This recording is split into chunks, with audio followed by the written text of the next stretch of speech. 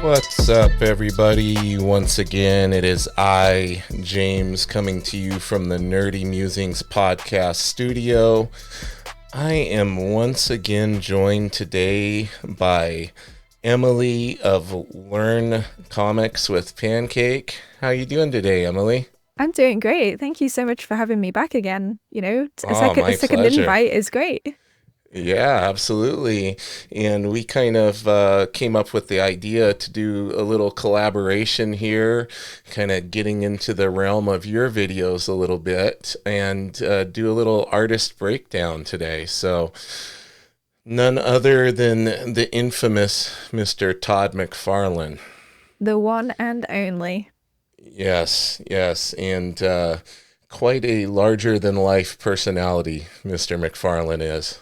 Yep, truly just one of a kind in terms of personality, art, you know, and as a businessman as well. You know, he's wild. That's the only way I could sort of describe him. Yes, he is. Yeah, he has that kind of, once he gets on his hill, he's going to die on it kind of mentality. It's really been interesting to see him, you know, go from being somebody who was just an artist of comics to branching out into all these different businesses. And I mean, the guy is a entrepreneur for sure. And he, a lot of people don't realize, I think he has way more like businesses than are publicly known. Like everybody knows about the comics and the toys, but I've heard he has like several other business ventures too. So definitely somebody who diversifies and has their hands in a lot of different things. It doesn't surprise me at all that that guy can sniff out a good idea and a good venture from, you know, across the continent. So it doesn't surprise me at all that he would have other companies that we don't know about that, you know, and he's working on. He's willing to take a lot of risk and take a lot of losses in the process too. And I think that's something that he talks about. He says he's the guy that if somebody's like standing at the edge of a cliff getting ready to jump into the water and they're like, oh, I don't know if I should. What if I don't make it? And he's like already off the edge saying bye, jumping over and taking that risk and going all in. Yeah, I can just imagine him just running past the person, not even saying hello, and just running and jumping off straight away. That's how he's described it in many interviews over the years. So I think that encapsulates his personality quite a bit. Now, are you somebody who has kind of knows the background of Todd and some of the history as far as what books he's worked on and those kind of things? Because I know last time we talked, like. And I was jealous of this. You are pretty new to the comic book world and discovering all these wonderful things and all the runs that these amazing artists have done. So what's your familiarity level with Todd? Yeah, so for me personally, all I've actually read of Todd is his Spawn run. And, you know, obviously the writing is a little bit precarious. Yeah. But, Yes. you know, the artwork is bonkers. You know, he can draw really, really ugly men really, really well. Yes, very well. And he can't really draw women because they end up looking just really peculiar. But everything that he draws is absolutely cool. It is amazingly cool. You know, so I think that's what it comes down to, right? Like, is it cool? Yeah. And is it fun? Exactly. You know, if Todd was a 7-year-old and he saw older Todd's work, he'd be absolutely in love with it. Like he would think it was mint. So definitely, I think that's his style for me. Is from what I've seen so far, is just wild fun. You know. Yes, yeah, and he doesn't hide the fact that, you know, he he will tell you he's not the best artist in the world, but he can make things cool. And he's always talked about how like his goal is for that, 7 or 10 year old or teenage kid to see it and be like, oh my God, this is so cool. And if he can check that box, he's happy. So I think he's definitely accomplished that and then some. Exactly. And with that sort of like bravery of just wanting to make it wild and fun, you sort of chuck away the constraints, of like, oh, but, the anatomy should be like this because that's what everybody says. Todd is just like, oh no, I'm just going to draw it like this because it looks heckin' cool. It doesn't matter to me whatsoever. And he came from a background in graphic design. So I have a few of the pages that we'll take a look at, but you really get a sense of that graphic design aesthetic with his work and how he does his layouts and everything, which I think is something unique. And then also really takes a cinematography approach to his panel design and where he places the camera, where the point of view is for the audience and everything, which is something that Greg Capullo, who took over Spawn from Todd, he really took that to another level too. So it's neat to see how Todd has influenced so many people out there. And I know a lot of the up and coming or top artists right now, like your Ryan Stegmans and your Ryan Otleys, they were huge McFarlane people coming up when they were kids, and you can definitely see that carry over into their work as well. Yeah, you absolutely can. At the minute I'm doing research for a David Finch series, and I'm doing it on Moon Knight, and he draws some really ugly guys in this. And it just looks so much like Todd's work. Like you can see the references that he's taken and learned from, just all the wrinkles and grisly faces and frowns. Yep. It's so Todd. The influence is so large. It's amazing. Well, and I think it kind of goes into this thing of the characters. Every character has their own unique look and personality, which, there's a lot of artists out there to where you got your look for your main characters, but your background characters, a lot of artists, they all look like the same person, like a variation of the same person with different hair or whatever. And if you look at like Todd or David Finch, any of those guys, even the little background characters look unique and have their own design, their own look, their own, distinct facial features and everything, mannerisms. So I think that's something very unique about those guys' work that everybody should aspire to, really. Like I understand that it probably takes a lot more thinking and a lot more work when you could just, draw a little stick figure small in the background and not breathe the life into them. But those guys always go above and beyond with that. Exactly, and it's much easier to draw people that have standard proportions because it's something that everybody's drawn hundreds of times. Whereas if you draw a character and you take their personality inside of that, it becomes much, much harder to make it unique to that character. So Todd is an absolute master at that, I agree. So you haven't really delved into any of his Amazing Spider-Man stuff, his Spider-Man when he got his own Spider-Man solo series. That was when he first started writing. He'll tell you, like, why did they let me write? Like they're like, hey, you want your own Spider-Man series? You want to write it and draw it? And he's like, okay. He doesn't profess to be an amazing writer. I've not read it myself. I've obviously watched tons of videos about Todd and Image being started and things like that. So I knew that he worked on Spider-Man, eventually got to the point where he was writing it, drawing it, and inking it, I believe, all at the same time. Yes, which everything. Just is bonkers. That man must not sleep, So I'm gonna dive into that. I just need to find out a good place to sort of start. I would guess he's probably highly caffeinated to get everything done that he gets done. Yeah. Yeah. Yeah, I watched an interview with him, and he said that when he goes to like Comic-Cons and expos and stuff, he keeps it very simple. Like he will sit there all day until Yes. everybody has got their sign in. And he doesn't go No to lunch. breaks. He doesn't have breaks. Does not go, Yeah. He doesn't go to the bathroom. Yeah, he said, I don't go to bathroom because it's very simple. What goes in must have to come out. So I don't Yep. put anything in. Doesn't drink, yeah. doesn't eat. Probably not the healthiest thing to do. We'll put it out there for the listeners. Probably not the healthiest thing to aspire to, being dehydrated and famished, but Yeah, we it do works not for him, recommend. though. We do not recommend Yeah. the Todd McFarlane diet. No. But yeah, One thing about...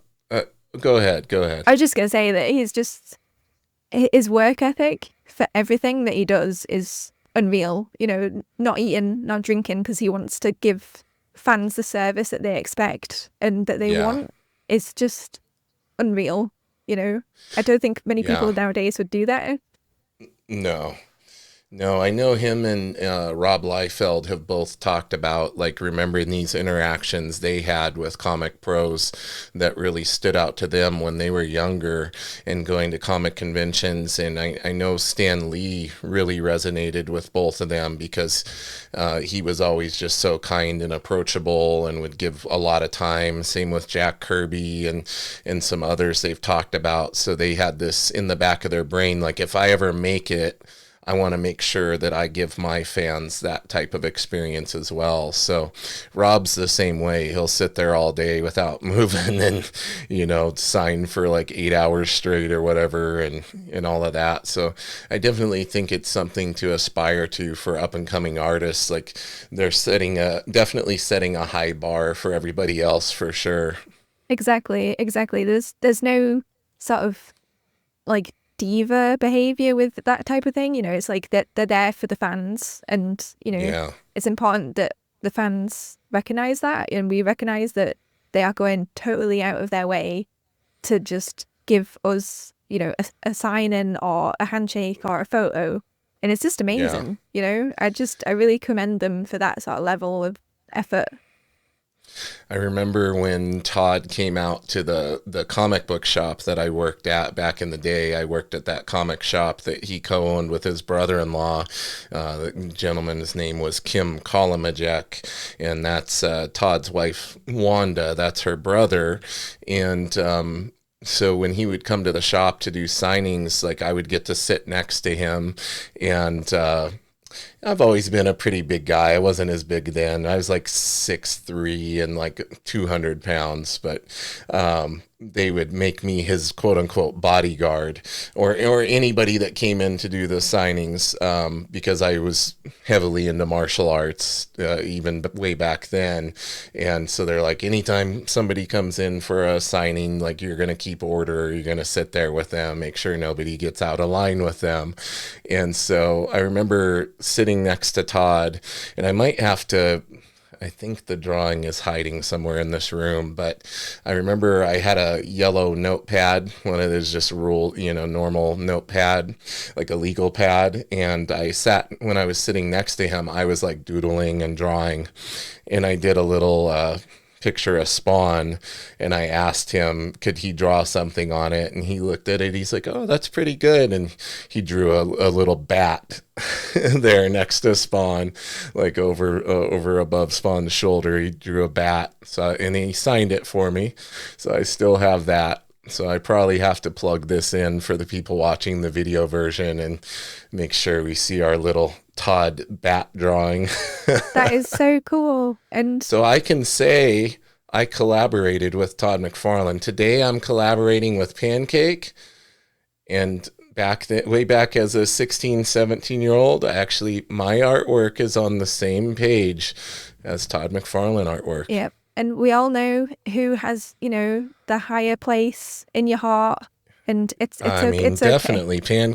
Pancake here, McFarlane just barely below. That makes sense to me. That makes sense. You know, that adds up, right? Yeah. Sound logic. Yeah, I'm a much bigger legend than Todd. Surely.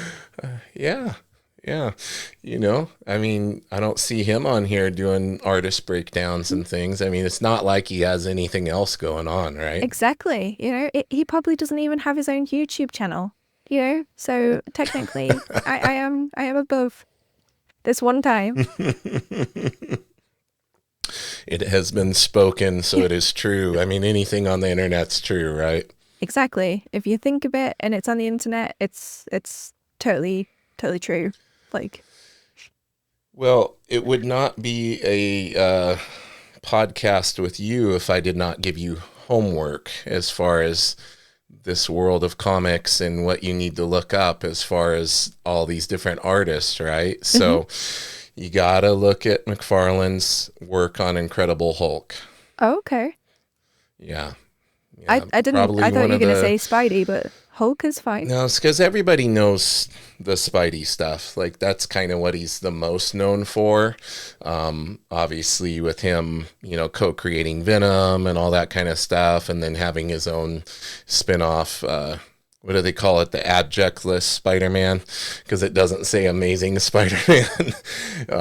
Having his own Spider-Man series. But yeah, the Incredible Hulk stuff that he did prior to being on Amazing Spider-Man is pretty amazing. And that's partway into that run is when he first started inking his own work. Ooh. Yeah, so it's very interesting to look, and I probably should have pulled some of those images, but I couldn't really find any of the Hulk stuff that he didn't ink himself. But yeah, it's interesting to see others interpret his pencils and put their inks on it, and you can tell they're like changing stuff. Like, they're like, oh, this is too cartoony, or this is incorrect, and the inker went in there and kind of moved stuff around a bit. And then when Todd starts inking in that Hulk run, it's just on another level. Just insanely cool and dynamic, and everything looks like it's moving. So Nice. yeah, that's your homework for after this one. I know I told you a bunch of stuff the first time you were on, but this is the homework after this one. Consider it done. That will be my Awesome. my reading before I go to bed. All right. So should we pop on a screen share and kind of see what I've got Yeah. in store here? Yeah. Okay. So this is going to be a heavily visual episode of the podcast. So I always encourage you guys to go over to YouTube and check out the video versions. Every podcast has a video version. So you can listen to this on your favorite audio podcast platform, just like we talked about before. But every episode we have video, and this one we're going to be sharing a lot of art. I'm actually going to be doing my best to do some draw-overs and things on the art, and talking about some we'll call them Toddisms or tropes in Todd's artwork. And so definitely go over. It's youtube.com/@nerdy is spelled normally, but Mewzings is MEWZINGS. So check it out. This is your point in the podcast. If you are listening via audio, jump on over and pick it back up on YouTube. All right, so I'm going to hit this screen share, and I'm going to select this screen over here. Let's see if we don't have any technical difficulties. Fingers crossed. Boom. Can you see it? Something is loading. Oh, yes. Yes. Okay, that's my drawing monitor over here to my right. All right, so we have a Spawn cover on the left, and we actually have a Marvel Tales where he just did the cover. He didn't do the interiors of it, but these are two pretty iconic McFarlane covers. So let's take a look first at the Spawn one. I had something I wanted to talk about in regards to the cape. Yeah, Because sure. he is known for capes. Any character with a cape that Todd draws, the cape is like extraordinarily out of this world and defying the laws of physics and folds and everything else. I love Alright, it. I so love it. I'm here for it. Yeah. So what are the first things that are kind of standing out to you on this one with the Spawn, with the cape, and he's like crouching on top of a building looking down like a gargoyle, and those look just like the bat that he drew on the page for me, exact same form and everything. So I think the first things that are sort of standing out to me is the bats. So he's sort of created depth by having some bats that are fully spot black, but then having, I think, one or two bats that are sort of this grey colour. But then the rest of the bats are half black and half white. And when he does that, it allows them to overlap. Because if they were all black, it would just look like blobs. So he's created a really wonderful sense of depth by having this sort of 3 variations of the same shape. It's awesome. I really like that. See, I knew I needed your brains for this because you instantly picked that up. That's awesome. Yeah. All right, so I'm going to zoom in a little bit here. Sure. My monitor works how it should. There we go. It's got buttons across the top where I can zoom and all of that. So, all right. So we got Spawny here, as Todd would call him. He doesn't call him Spawn. He calls him Spawny. So we have Spawny crouched on top of the building here. We got the bats. And you are very quick to pick up that illusion of depth that he creates. So anytime Todd talks about art, and it's nothing new, like other people talk about it too, but he really makes sure that he has a foreground, middle ground, and background. And so every piece you see by Todd, there's usually those layers to create that depth. So I'm going to get my pen here. Yeah, sure. I did test it beforehand and it worked. So let's see here. I'm moving my monitor. Hopefully I don't disconnect something while I'm doing this. All right, so let's see. Bring my microphone closer here. All right. So, want everybody to notice he made sure to put a couple of bats very close here, close to the camera, right? Because if he didn't have these here, you're not going to have that same illusion of depth. And then the building right behind, right? Yep. So there we already have our foreground and Spawn's in the middle ground. Mm-hmm. And then he made sure we got all these little bats way back here. We even have some, like, even a little, not quite as far behind Spawn back here. And then we have our little, basically he just drew little V's in the background to simulate to give the form of these other bats. Yeah. And as you mentioned, he made sure that one of the sides of these, we noticed the lighting is pretty consistent. Mm-hmm. One of the front side is in black and the back side is light. To again give that illusion of depth and motion as well. Like they look like they're moving, don't they? Yeah, exactly. And the way that he uses a variety of it. So, for the most part, they're half black and half grey. But then he has ones that are sort of fully sort of like albino-esque, and they sort of stand out because if you have so many of a thing all looking the same, it'll sort of blend together, whereas those ones that are in white just sort of pop especially against the blacks. Yeah, they really do. It's really nice. Especially these ones right here. Yeah. Those ones really, really jump out. And you put another one here as well that's all light. Yeah. And I really like the way that they're all sort of framing him. So there's no sort of bats that are totally off, way above him or anything. They're all sort of crowded against sort of like his overall silhouette so that you're looking inward at what they're sort of crowding around. I love that. That's really cool. Yeah. So he has drawn our eye to Spawn, not only with the bats basically encircling him here, but he's also used the building. The building is also drawing our eye here. Yep. And then we'd be remiss to not talk about that he has all these speed lines also kind of directing us where he wants us to look as well. Exactly. And what I absolutely love about these speed lines is that they're not all just entirely straight lines. You can see like there's groups of like sort of like Yep. semicircles, you know, where he sort of faded them, and it then again it creates depth because you have the longer ones that are sort of Yep. behind everything, and then you have these sort of groups of sort of semicircled ones that are shorter and end and group together.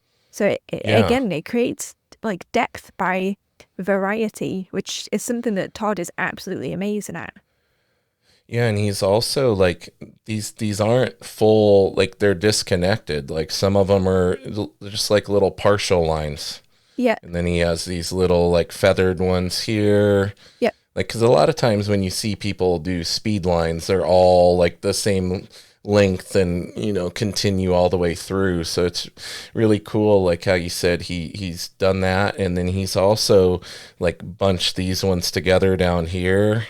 Yeah.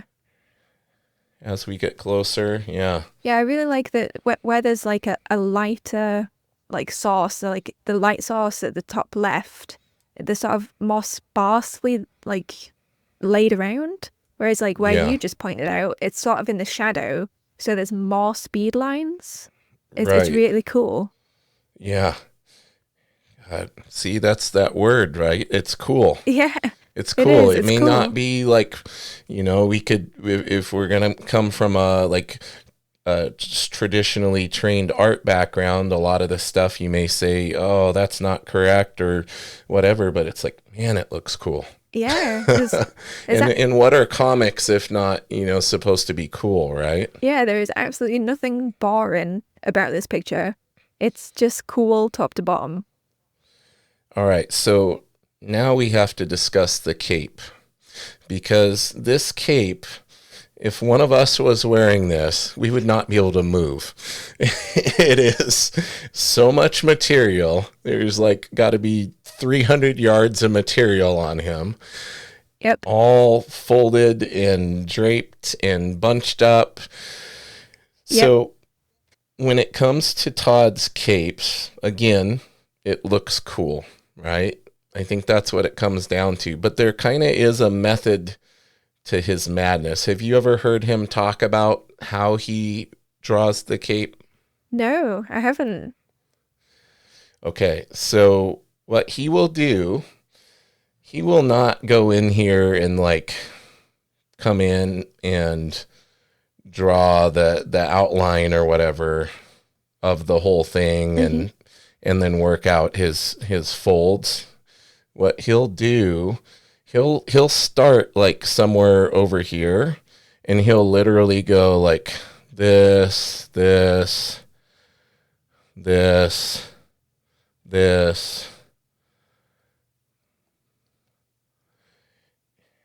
and then he will go, okay. So he has these pieces all over the place that are kind of floating in space, disconnected.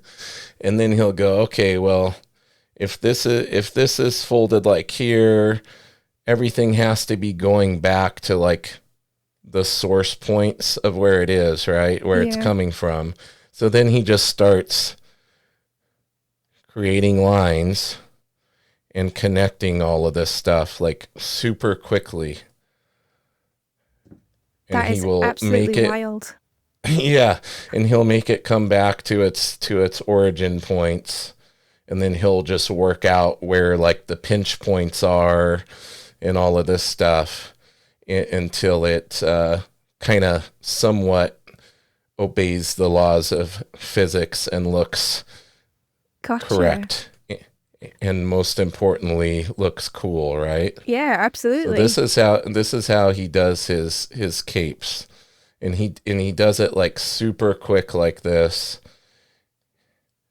and before you know it, through the magic of being Todd McFarlane, he has like this cool cape that makes sense in a way, but also defies all laws of physics and reality and how material works. And he talks about how he thinks of it more like origami or folded paper. Mm-hmm. Like he's not thinking of it as like fabric. He wants it to be like it's got like 100 gallons of starch in it, as he would say. Yeah, I can imagine it looks like a ton of hairspray has gone into this cape to make it like, tough and non-movable. But the method that he uses, it half makes sense. And I think if you're Todd McFarlane, it fully makes sense because he wants it to not be like methodical. He wants it to be abstract and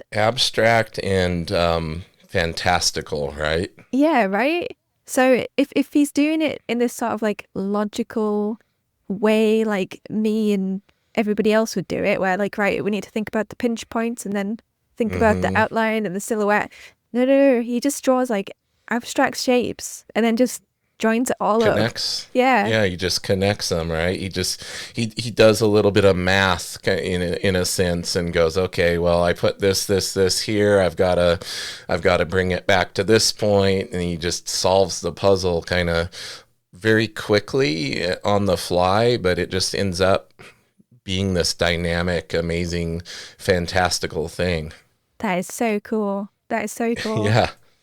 I just so in let's point out the fact that I'm sure it took him quite some time to develop that method and get to where he could do it quickly and where he could, throw down those initial lines and then make everything make sense and solve the puzzle. He didn't just probably start like that on day one of drawing capes. Yeah, exactly. I mean, I think if I was to sort of try and learn Todd's capes, I try and look for like the similarities. Like, does he repeat any type of shapes? So it looks like he uses these sort of like half like sphere, half circle sort of shapes, and he sort of squishes them together so that they're they're not perfect. You don't need to think about perfect shapes, And then if he does one that's a half circle, then next to it he'll have sort of like a quarter circle that's sort of bent and stuff, Yeah. So lots of triangles too. Like he throws down a lot of little like triangle shapes as well. Yeah, exactly. So if I was to try and learn it, that would be sort of what I would do, is just look at the repeated sort of shapes and patterns and just practice those and just do a bit of a Todd, throw down those random shapes and try and link it all up. See if we can make sense of it, right? Yeah, right. All right, so let's look now. I'm going to close that layer and let's look at, now I want everybody to keep in mind what we were talking about that foreground, middle ground, and background, because I think this cover like is the epitome of that, like utilizing that principle. There's so much going on in this one. So let me move over here.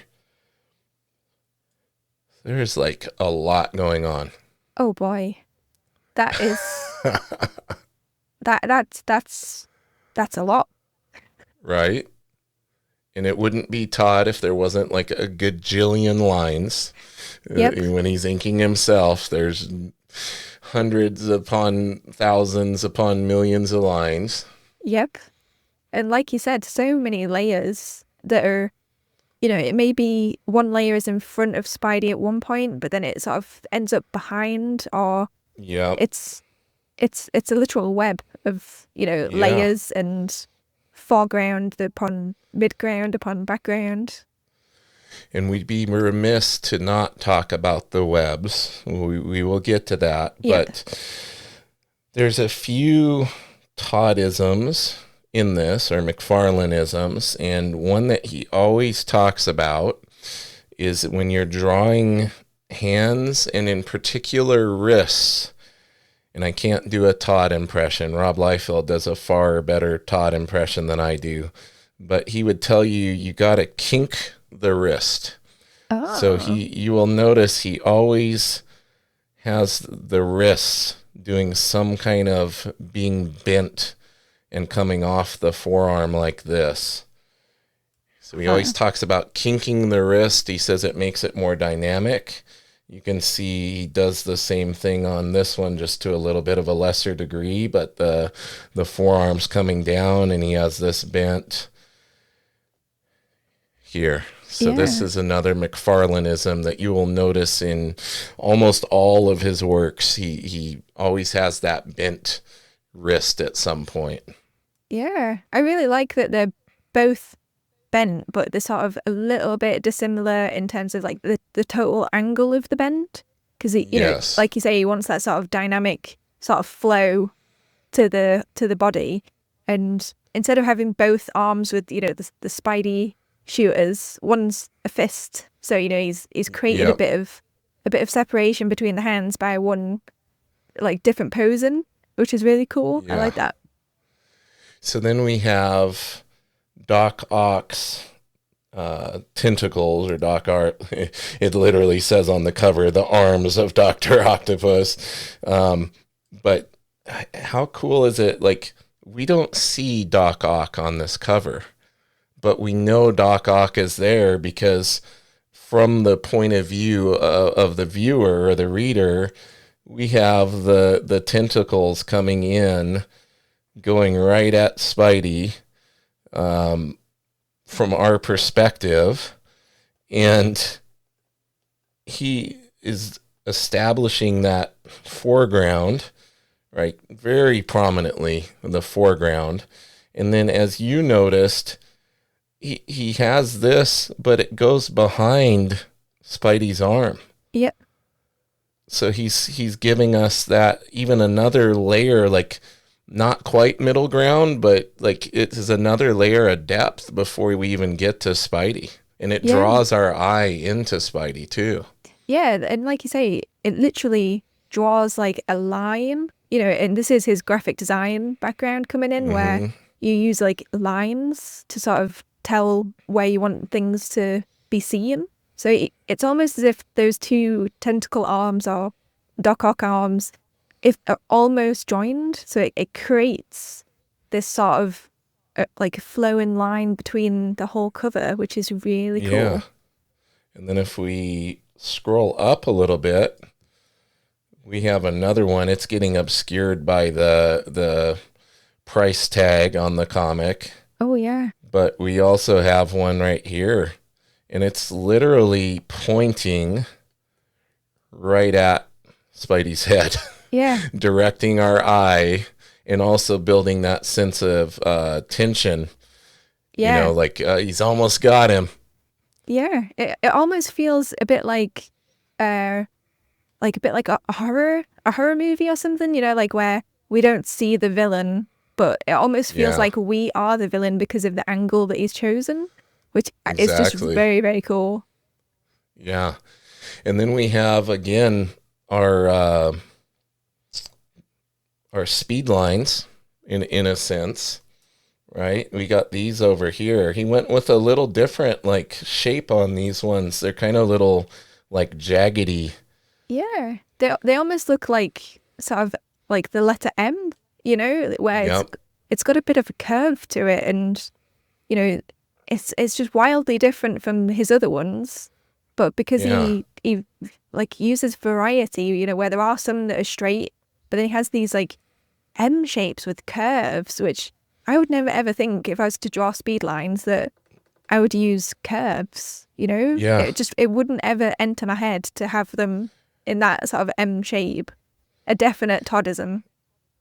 Now, he's created this background rubble, so we have a very defined sense of where the background is, and he literally has like pieces flying up in the air, and he has some of them crossing in front of Spidey, again giving that illusion of depth in our middle ground and layers of middle ground.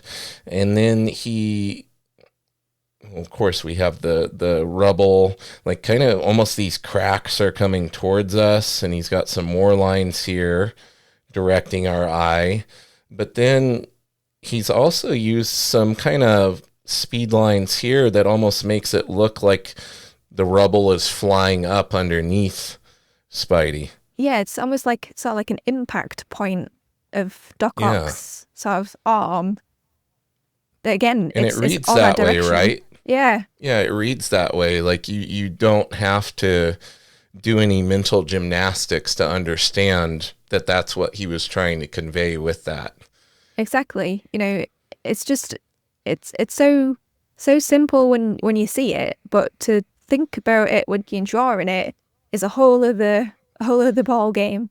And it just seems to And come so naturally to him, you know? yeah, and I think that's what it comes down to, because whenever, people get critical and they want to say like, oh, he doesn't draw properly or this or that, like they'll do that with any artist, Jack Kirby, Todd, and it's like, I remember Neil Adams once said in regard to Jack Kirby, he heard somebody like trashing Jack Kirby's work, and he's like, oh, the anatomy's wrong and this and that, and he's like, yeah, but could you draw a picture that looks that cool and conveys that sense of movement and action? Like, could you do that?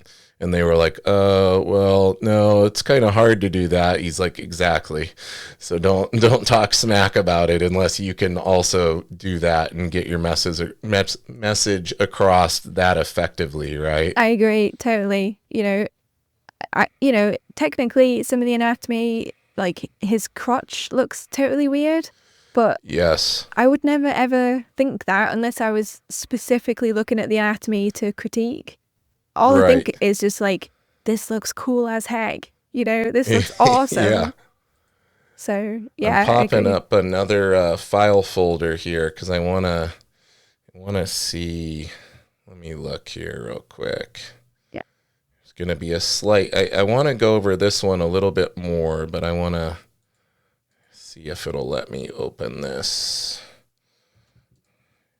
It doesn't like that the screen is sharing, I think. There we go. Now I got it. All right.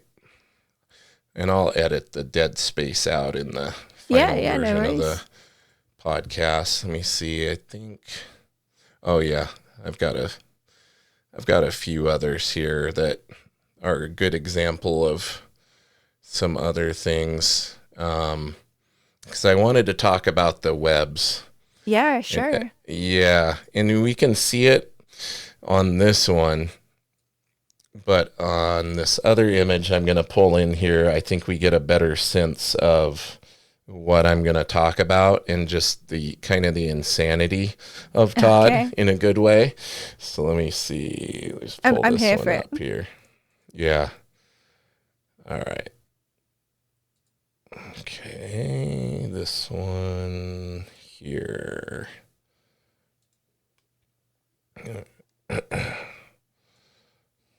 So there we go. I think I got it. So this one, I think this is from like a half splash or a splash page from one of the issues. And I'll go in here, lower the opacity. All right, so first, before we get to the webs, let's talk a little bit about the anatomy. Yeah. Okay, because when Todd started drawing Spider-Man, he always said he wanted to put the emphasis on the spider part. He's like, it's Spider-Man. So he didn't want him to be able to do things that you or I could do as far as how his body contorted and everything. So when we look at this, I can already see that kind of strange crotch area that you mentioned on the last drawing. That seems to be a McFarlaneism as well, with the Spidey's crotch angle and everything. So what else stands out to you on this one as far as anatomical features?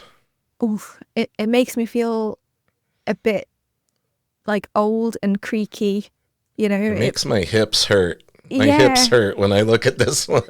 It really makes me almost like want to stretch and just like, just like loosen up a little bit, because everything about this Spider-Man in terms of anatomy is loose. Everything. Like It almost looks like a lump of Play-Doh or something, right? Yeah, right. You know, everything is angled differently to one another. Like absolutely everything. So, you know, you got the leg that's the sort of the bottom leg that's angled at the hip, and then the calf is angled, but the ankle is going up.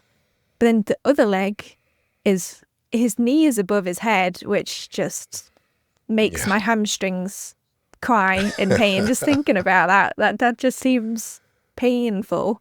But for Spidey, you know, that's what you mean. You know, he's more of a bug, more of a than a man. You know, so for him, it's totally normal to have legs like that.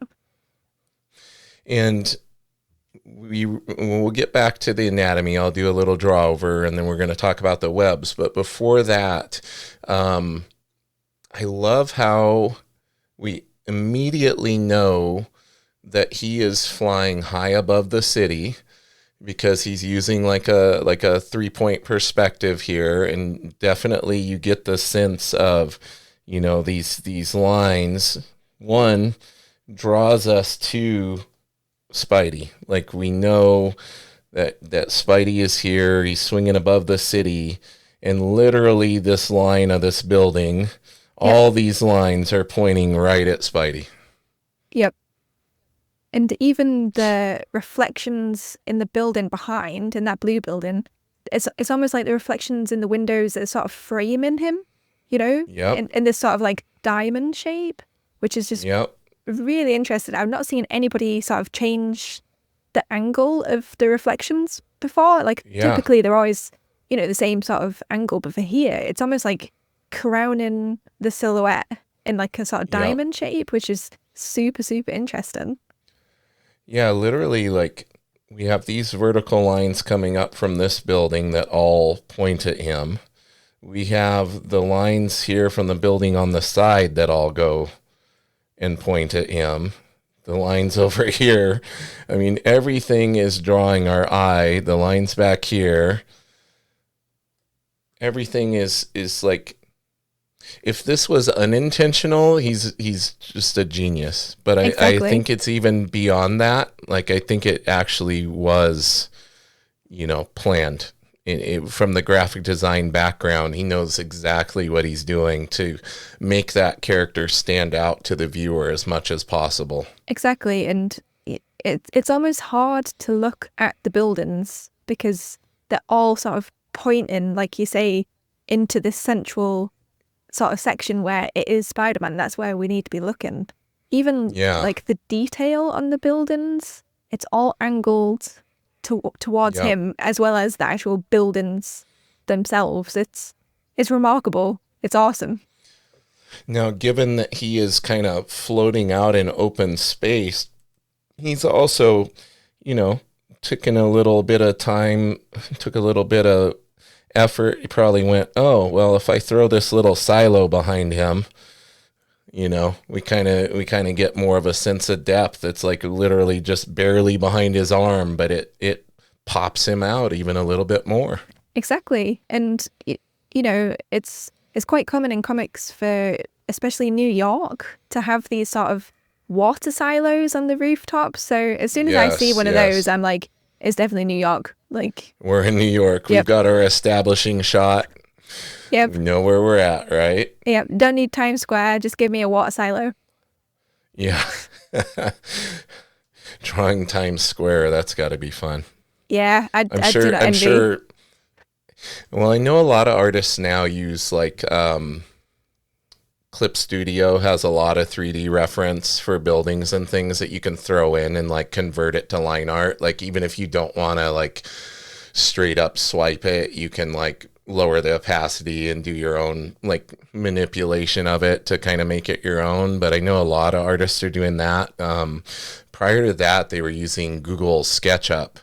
SketchUp used to be free, and a lot of artists were like, anytime you saw a car in comics or buildings, it was all straight from Google SketchUp to save time and to also have the accuracy, especially if you are, your character is established in a certain city or something, like, and your reader is from that city and they see that landmark, they're like, oh, that's actually correct. Yeah, exactly. And I did a tutorial video on sort of backgrounds and specifically cities, and somebody commented on the video because I said, use Google Maps if you're doing something in somewhere in particular, like Malta or Japan. Right. Use Google Maps to find local architecture. But somebody said, Google Earth, use Google Earth. And I thought that had dropped off back in, the early 2010s. I didn't realize it was still around, but it is. Yeah. And it gives you such It is, and you have your 3D, you go and you're virtually there. Yeah, and you can look at the buildings and everything and change your camera angle. Exactly. Like to get the right perspective for your scene, yeah. Yeah, it's really good for sort of understanding the sort of relative perspective of things, so you can move the camera around and the building in front of you would be taller than the buildings behind, but if you're far out from the city you can see like a cityscape, which is just such a handy tool, for drawing cities. Yeah, definitely. And that's the right word, right? It's another tool. And that's what people have to realize. Like, if you're an artist and you're doing a monthly book and you're on a deadline, like, any time-saving tool like that is going to be utilized, and it's totally cool. It's not quote-unquote cheating. Like, these guys and gals have to hit like a page a day minimum if they're doing a monthly book, and it can be very hard, especially if you're drawing every little detail, every brick, every building, like, and trying to come up with it out of your imagination. Like, man, what a headache. Yeah, exactly. And I think that's one thing that, like, Todd doesn't really get credit for is the detail that he puts into buildings. Yeah. If we just look at those buildings there, that is a lot of just random detail that are put really into is. them. Like, I'll zoom in a little bit. Like, look at this. Like, in like you said, like, most people are just looking at Spidey. Exactly. But he went out of his way, like, even these little random brick shapes that he put here, and look, if you zoom in even closer, look at the tiny little lines and the little lip of the window frame and everything, that he literally included all of that there. Yeah, right. I feel like this gets lost nowadays, and a lot of sort of modern comic artists, they sort of make it simple and don't put in as much effort. I'm sure there are some. I don't want to obviously blanket call everybody, but there's a few psychopaths out there that still do it. I like this. I like them. That's my style. I do too. But yeah, it's just even these these little window shapes in the background, like way in the background, like he still made sure to put them in there, and for the most part all the perspective is fairly correct and everything, and and he's doing it old school. This is before digital and the ability to lay down perspective rulers and have it snap to the lines perfectly, just so you make sure everything is perfect. Like, he's probably laying down actual, old school perspective grids and ruling them out and everything, and having to have a desk that's like several feet long so you can get the vanishing point in the right place. Yeah, it's very impressive. It's very cool. And like we said, I don't see the sort of inaccuracies of his perspective, because it's just too cool. There's so much going on, and it's so well thought out and well done that, some of the perspective technically probably is a little bit like wonky, but you just never find it unless you're looking for it, Exactly. You have to really nitpick. Which people do, but that's okay. Of course. So the last thing we'll talk about is the webs. I'm saving that, but this pose, I'm going to do a little draw over, and we'll see like if this works. It works. What matters is it looks cool, but let's see here. Okay, so if we go and we do our basic primitives, I might need to use a different, I'll lower the opacity. We're going to say the red on red might be hard to see. All right, there we go. So we've got his core. And it would be somewhere down here. Yeah. Okay, he's got him kind of hunched. He's got his head very, very tucked in here. And now, where that pelvis falls is a little too compressed. It would probably be a little more over here. Yeah. Yeah, I think it would be a little more over here. But it's close, right? It's not like horribly off. Yeah, it's in terms of the proportions, it's fairly accurate. It's just the sort of hypermobility that Todd adds to Spidey that just sort of makes him a bit more inhuman, a bit more bug-like. What really impresses me and always stands out about his work is the depth he creates with foreshortening.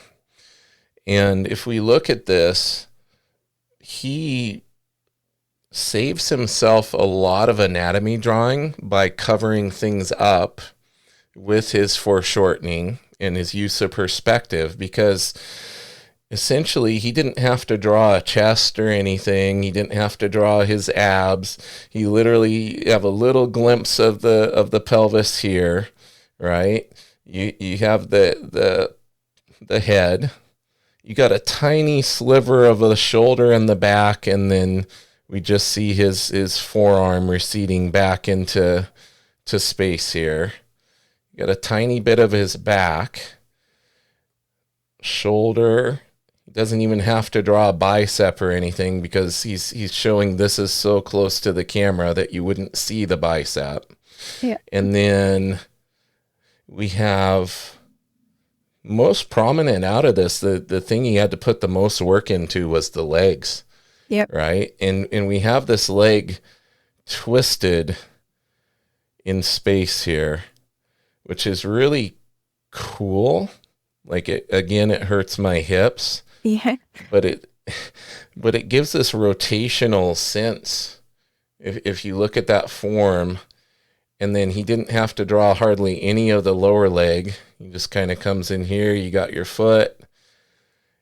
But we can tell that's going backwards into space, another layer of depth.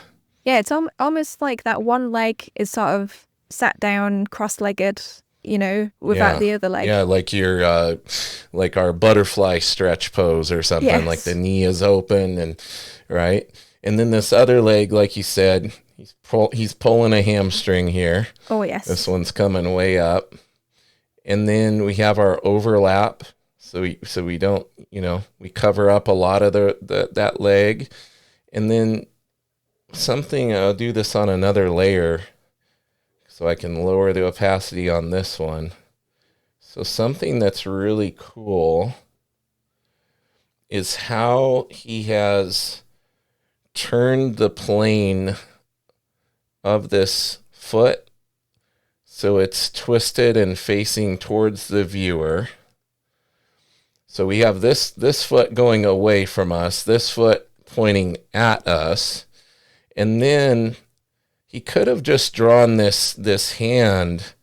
He could have done something like this and had the hand coming out this way with the thumb and have it pointing more this direction. Yeah. Would have been easier potentially.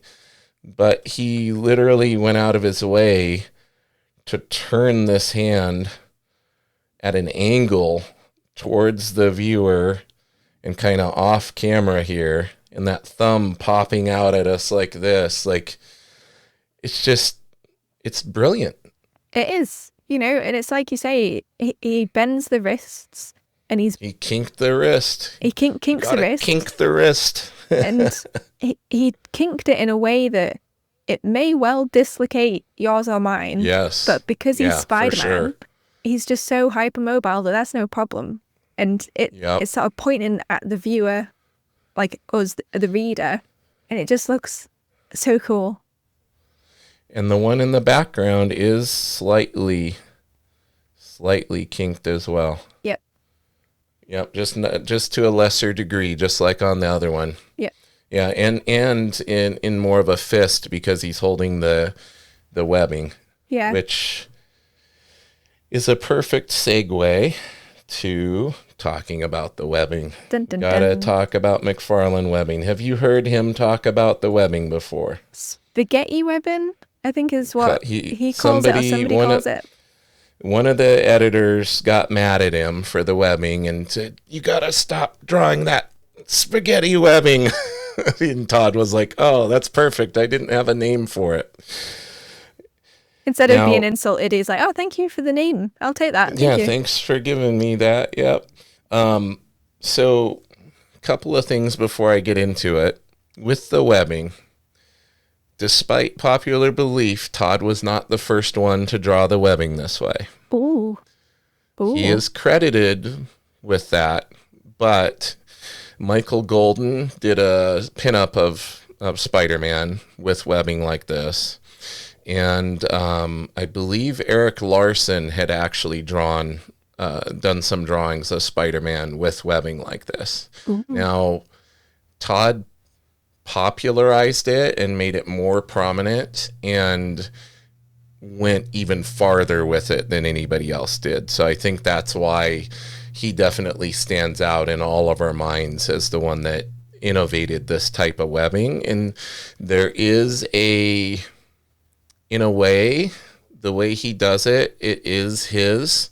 Like he is the one that created this, and I'll tell you why. Have you heard him talk about the insanity of the webbing and how he portrayed it? No, do tell. Okay, so if you were to, I don't have my close-up glasses on, it's finally happening, Emily. My eyes, after, I'm coming up on 47, and now my close vision, every now and again, I'm needing a little assistance. I don't have it on, but if we really, I'm going to turn this up a little bit. Okay. So if we zoom in, the power of technology will help you. Yeah, if we zoom in, so for those of us that the close-up eyesight's going. Okay. These little strands, that literal strand will wrap and continue through this entire web, the entirety of all the webbing. That is cool. So all of these little threads of web from their origin point through all of it in the entire thing is consistent. And he said it's because he's crazy and ended up making more work for himself because of OCD and everything. So literally, you can literally see it here. See this strand? Yeah. That strand here, I'll map it here. So we'll just, for example, this strand, that is the same strand that's wrapping around and around and coming here and going here. And all of these will continue all the way through this entire thing. And yeah, so that I believe is where he can take ownership of that, because he was insane enough to continue squinting and bringing these threads all the way through the entirety of all this insane webbing. Like you see on this one, the one wrapping around circular wise, like that's the same strand, these strands. Yeah. So that is the insanity of McFarlane in more ways than one. Gosh. And, we're zooming in on Clip Studio, right? This was done on paper. Like, he must have had like a freaking magnifying glass or something just to make sure that one strand was definitely carrying on. I can't even imagine. Yeah. And you see, if we look at the one in the background, same thing. Like that strand here is going around, wrapping all the way through, twisting, coming all the way through here underneath the other webs. We see it. Like, gosh. Yeah. phenomenal, right? That is true spaghetti insanity. You know? Yeah. Now the other thing with the webbing is it is a device again to show layers of depth between our foreground, background, and middle ground, right? So he's shooting this one, and he said the whole reason that he portrayed the webbing in this fashion was the way Spider-Man's webbing had been portrayed in the past in comics. It was always like this little, I'll draw it up to the side here. It was basically like this, and then like a bunch of little X's, like like this. And that's how people drew Spider-Man's webbing. So it was very flat. And so Todd's whole thing was, I want to be able to like shoot the webbing towards the camera and have the webbing recede back into space and everything. And that was why he decided to do it this way. Because if we continued this, it would literally be able to get bigger and bigger and bigger and come all the way towards the camera, right? Yeah, right. Yeah. And then we see how he's looping this coming towards us. Now it's going back and down. We can tell that that's underneath him. He has it going under the other web, like coming back here. And then we can tell this is receding all the way back, and it crosses his foot, which is brilliant because another layer of depth, right? And then we see it trail off to this little strand way back here in the background that looks like it's, hanging down there like 50 feet below towards that building or something. Yeah, and like the sort of general shape and this general shape of the curve as well, it's sort of in like a line of beauty shape, It's just yes. the level of thought that he puts into it that he doesn't probably even put into it just comes naturally. It's just bonkers, I would have to sit down and sort of plan this out point by point, I would get a headache. I'm getting a headache just trying to break it down because it's like I have a huge appreciation for Todd, but this has given me even a bigger appreciation, really like breaking things down to this level. Yeah, I mean, if any of the haters sort of saw this and understood the level, I think they'd be, turn in the opposite way and have more appreciation, of Todd. They should. And this one in the back here, he's like holding it in a bundle, but we see it's like looping underneath itself and through and wrapping around and doing all sorts of crazy stuff. And again, that one strand is following all the way through that in the entirety of that thing. I wonder how many nights he's been like up just doing that one spaghetti string, just going around and around. I can imagine how many nightmares he wakes up. Oh, spaghetti webbing. Startles awake. Gets served spaghetti bolognese and is just horrid. Wouldn't it be funny if he was like deathly opposed to spaghetti because of this? Yeah, right. Or like ruined spaghetti for him. Anything with noodles. Let's see. Yeah, anything to do with noodles, he's out. All right, let me see here. So we got those. All right. So do you have time to go over one or two more? I don't want to keep you for too long. Yeah, sure. Okay. Let's go over a couple of more here. Let me open this up. If I can find my cursor. There we go. It's the curse of having three monitors. Sometimes you lose the reference point of where your cursor is. All right, let me see. That one's iconic. We could probably do this one fairly quickly. Yeah. This is the iconic Wolverine cover of Hulk issue 340.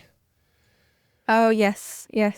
Have you seen this one? Yeah, I've seen him talk about it where he was like, oh, yes, I just had this like general idea and I just put it together, chucked it out, and I didn't actually realize it would become such a big sticking point for people that everybody was like, oh my God, this is awesome. Because for Todd, it's just like, breakfast. It's no problem.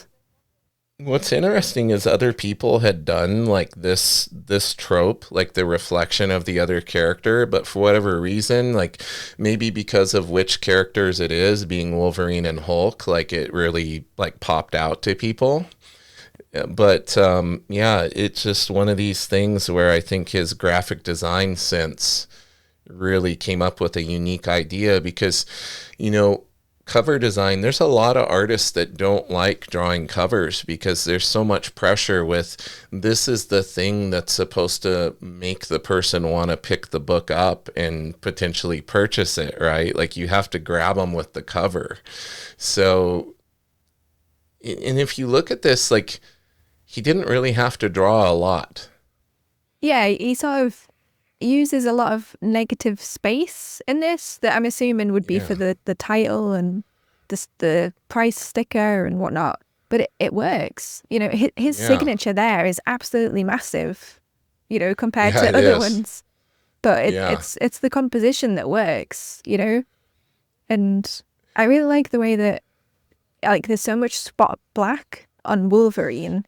And obviously Hulk has dark hair, but he's put such a strong light on Hulk's hair that it's sort of not turned entirely spot black. It's more feathered. Yeah. And that's because it then contrasts really well against Wolverine. Because if Hulk had black hair as well, it would just sort of look a bit too samey, you know? So he sort of pulled it back and made it a lot more feathered to contrast against that giant portion of spot black. It's really, really cool. Yeah, and you can tell that he, you know, given that this is supposed to be a reflection on metal, he didn't put like a ton of heavier lines or anything. He's got very thin lines for all the lines on Hulk's face. And like you mentioned in the hair, it's very, very much like a bright light is on the hair. There's not a lot of dark in there. And what I really like, the fingers coming towards the viewer in the claws. Well, I mean, they're coming towards Wolverine, but like that really makes it pop out right there. Yeah, as soon as you sort of recognize it as the viewers, oh Christ, you know, there's Hulk right there, you know. You sort of have this pose of, you know, this sort of grabbing pose, and again, it just another layer of sort of emotion that he's putting onto the viewer as, you know, just looking at it and recognizing it. It's so cool. In the shape language too, like he really exaggerated like the claws. Why did it move? Here we go. I was on the wrong layer. That's always fun.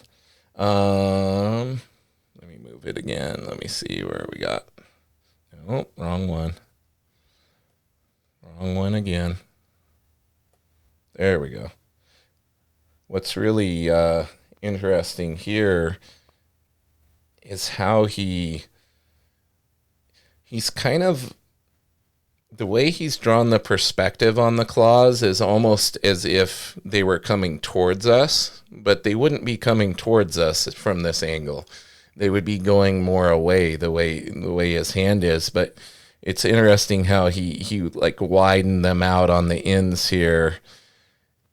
And I think a lot of that probably had to do with making sure he could fit the Hulk on here, right? Yeah. Like he had to spread the claws out more to be able to fit more of him on there to show that reflection. Exactly, because if you didn't have enough sort of real estate space as such of the claws, you wouldn't get as much of that emotion, because all of those lines are very, very thin, because that's supposed to be like an area that you then discover. Like you first see Wolverine, you first see the face and the emotion, and then you see Hulk. So if it was really thin, it would be sort of too hard to decipher within like a reasonable time frame. So I quite like that you sort of elongated them and made them wider than, you know, they should have been, but it works. And I also like how, again, we're establishing that foreground, middle ground. And there's not really a background so much in this one. Blank background, negative space to really make everything pop out. But we have the, claws are prominent in the foreground here with his claws popping out. We've got his fist behind here, which gives another layer. And then we have Wolvie back here. And then he's very good at not, again, and he would tell you this, like using the perspective, actually, it's nice because he doesn't have to draw as much. Oh, yeah. We literally just have shoulders, trap muscles, a head, and an amazing cover that if it ever goes up for auction, I don't know what it sold for previously, but this cover would fetch like well over $1 million. Oh, yeah. You could buy a house or two over here with that. That'd be fine. Yeah. So this one, again, like, oh, and you know what I just noticed? I think this is his he autographed this page when it was sold, because this is that's his actual signature there on the cover next to the inker Bob Wyachek. So he used that little blank space here to sign the page for whoever. Oh, looks like somebody named Peter is the one who bought it.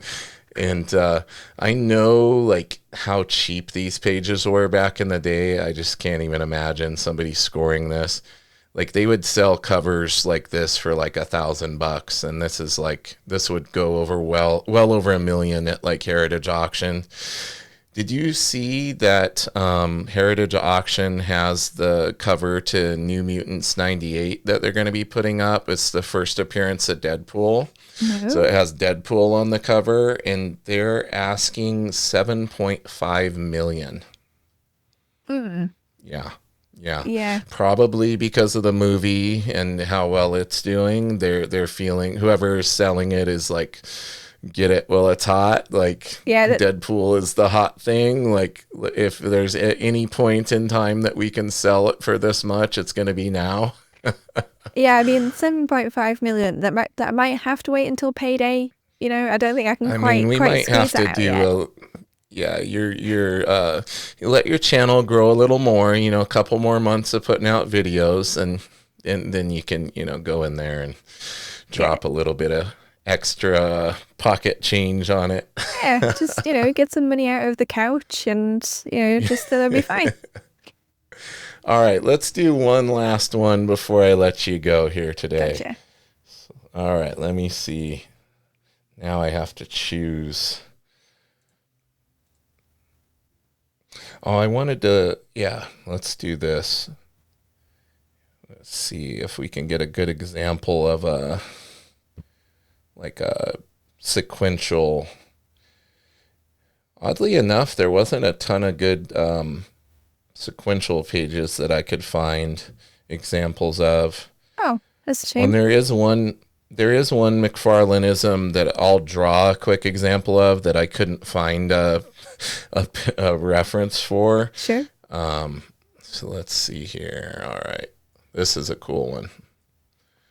This is from the Spider-Man book, the spin-off solo Spider-Man title he did. And Wolverine was in there. And again, it's damn cool. Yeah, there is so much fine detail. So I'm going to zoom in on it a little more here. So when you consider like each panel is like a work of art in itself, right? Like it almost feels like each panel could be its own page. Oh, yeah. Yeah. Let's see. Get back to my pen. All right, let's zoom in here on Wolverine. And it's not the best quality scan, but yeah, wonky anatomy. Just a little. Just a little, but that's okay. But looks damn cool. It does. And I think this is possibly like the fluffiest hair I've ever seen on Wolverine. It looks very soft, which I've not seen before. Yeah, and he gets there's several in that I think it's like a 2 or 3 issue arc that he's in. It definitely, the hair is like crazy. We see some I don't know if he's ripping his own clothes off or what's going on here. It does appear that way. Like he's holding some material here.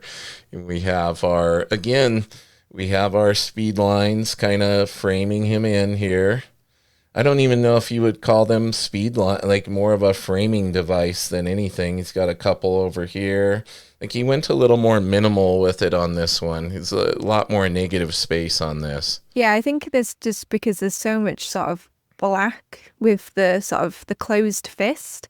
And I really love the sort of white outline that he put around the thumb, just so that the thumb sort of would not blend in too much and you could see quite clearly that it is a fist. Yeah. Whereas if that white around that thumb part there wasn't there, it'd just look more like a blob. You know, is it a fist or is it an object?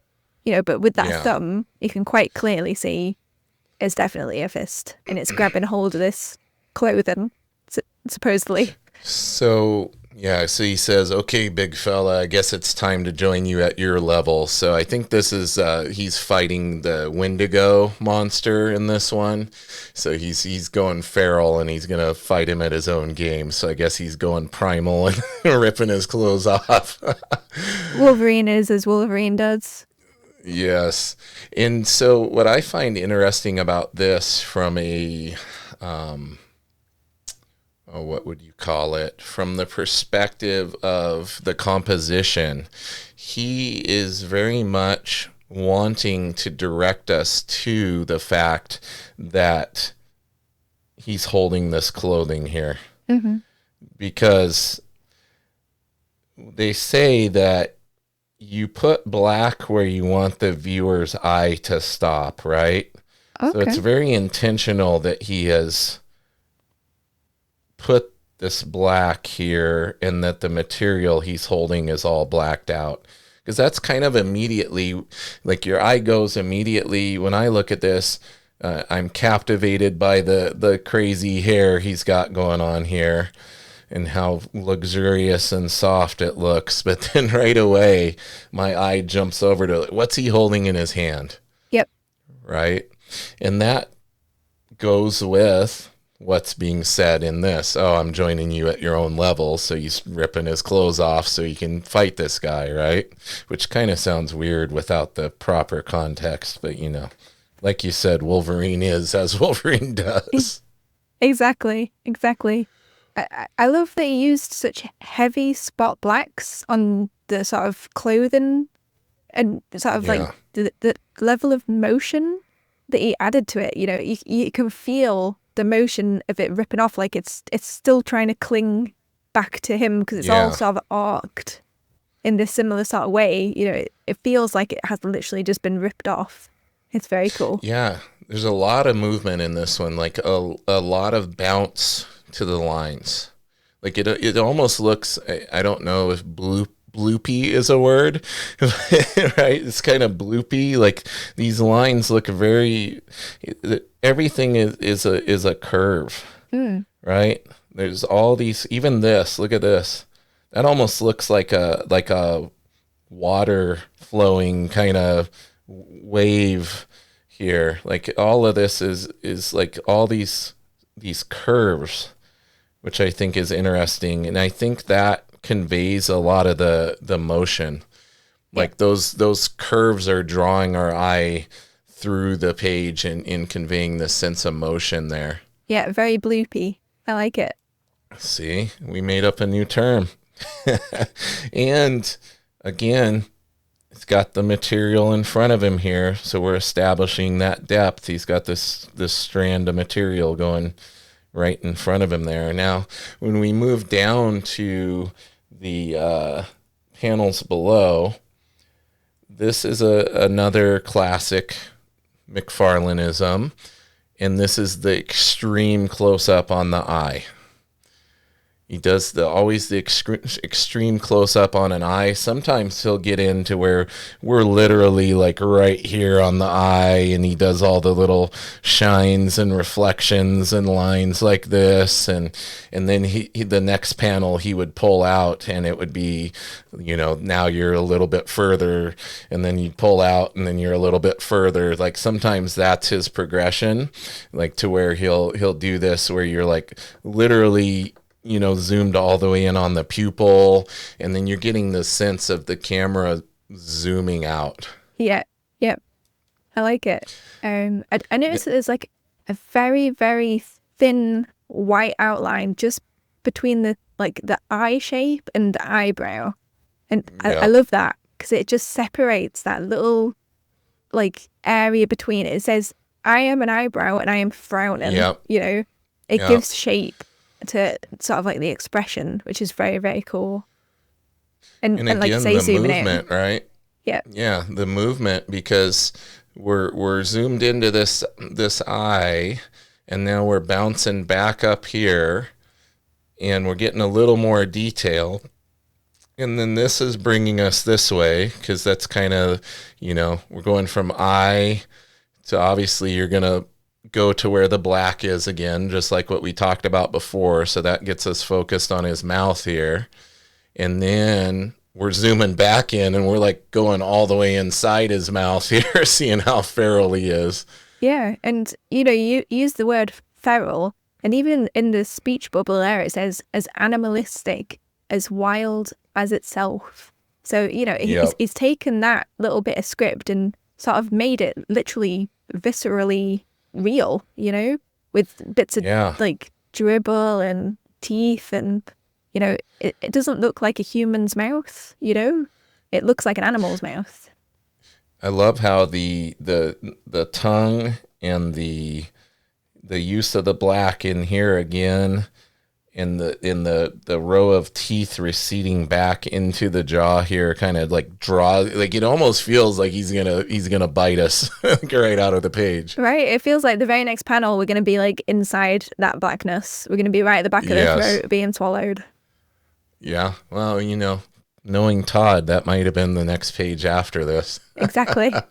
Anything's possible. All right. So the last thing I'll try to do my best Todd impression of another trope, the one I couldn't find an example of. So let me see. I might totally muck this up, but go here. So you will see this a lot, Emily. I want you to look out for this when you're doing your McFarlane homework. You're going to see numerous pages. So freehanding a rectangle is not my strong suit, but you will see many page sequential layouts that he does, where for no particular reason he will start it or end it with a gigantic side profile, very zoomed in, of somebody's face here. So it'll be a person like this, literally zoomed in, super close, looking at the side of their head. And then he will have these either cascading vertical panels that come down like this and take you out of the page, or he'll have something like panels that go like this coming down, and then maybe there'll be thought bubbles describing what the person, their inner monologue or something. And so it's not there's not really a reason for there to be a gigantic close-up, but it's kind of like a exposition kind of thing he does. And you'll see it a lot. You could probably find some examples of it in Spawn as well. Or he'll do the same thing in reverse. So let me see here. Undo. He'll do the panels. And he does this a lot too, even without this head trope.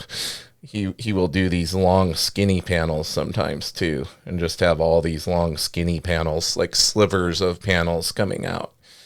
But he'll do the face facing the other way,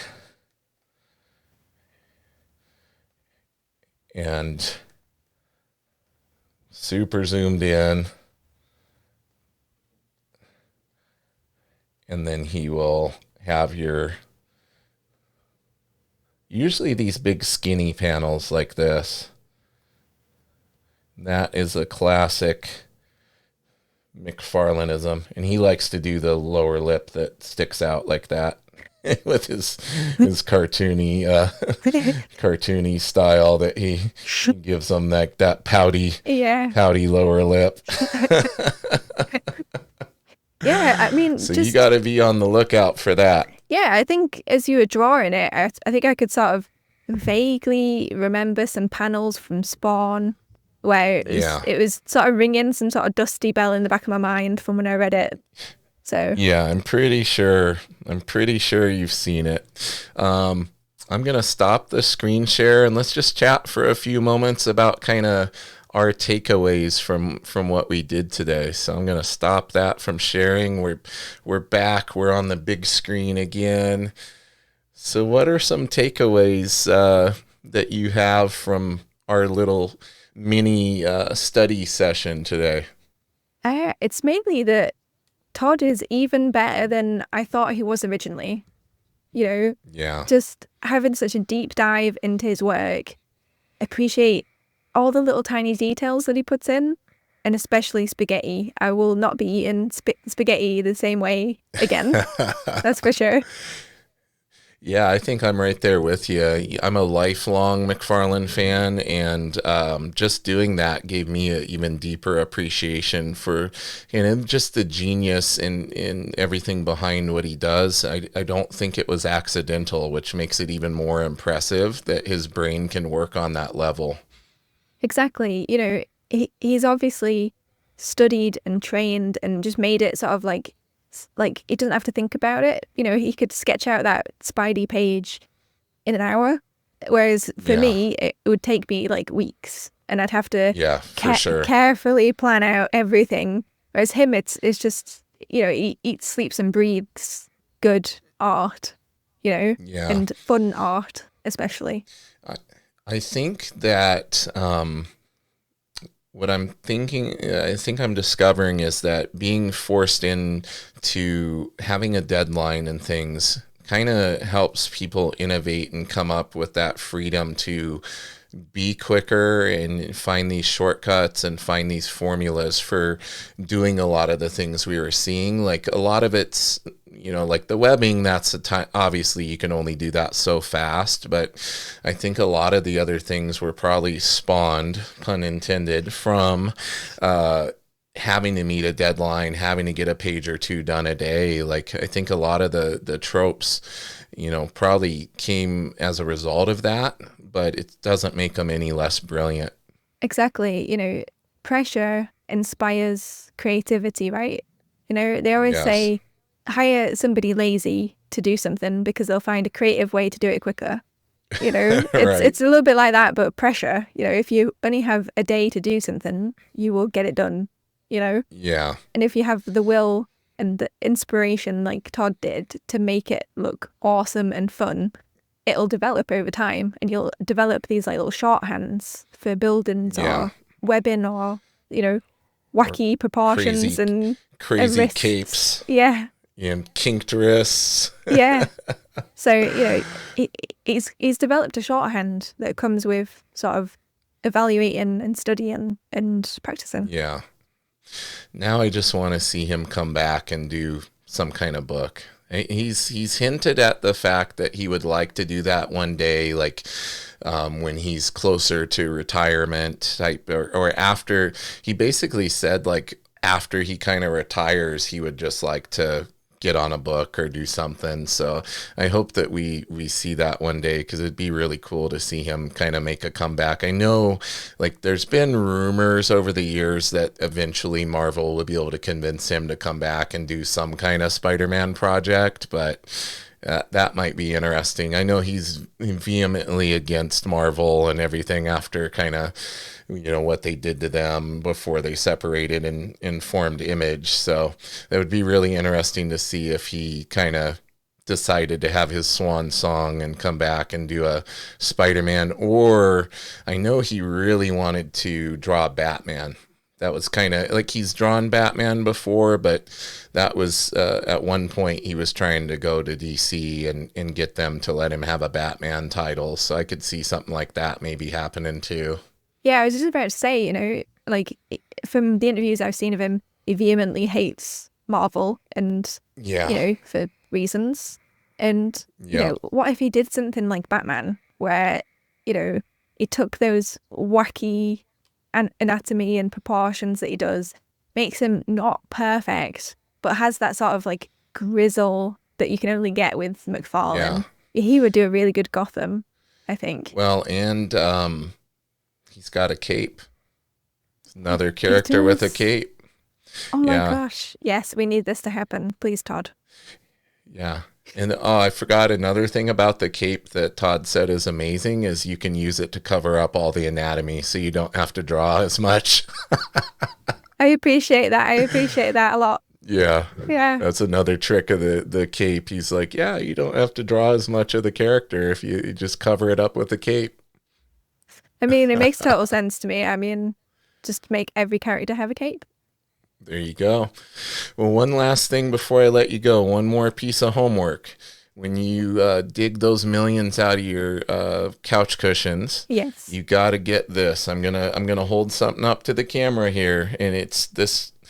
You know how big I am. This book is gigantic. Wait till you see. Hold on. Oh boy. Gotta save your pennies. Ugh. Can you still see me? Oh my days! You're totally covered up by this giant book. The truly giant book. So this is all high quality scans of like all the kind of stuff we were looking at.